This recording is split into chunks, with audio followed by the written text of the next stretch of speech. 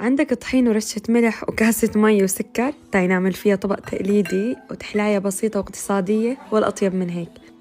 كل كاسة الطحين بتحتاج كاسة وربع مي، رشة ملح، نخفقهم منيح بالبلندر أو الخفاقة الكهربائية، أي شي عندك متوفر لنتخلص من كل شي تكتلات ونحصل على خليط ناعم مثل ما موضح بالفيديو. بعدين المقلاية ممكن ندهنها بشوية زيت أو زبدة، دهنة خفيفة بس أول مرة حتى ما تلزق معنا.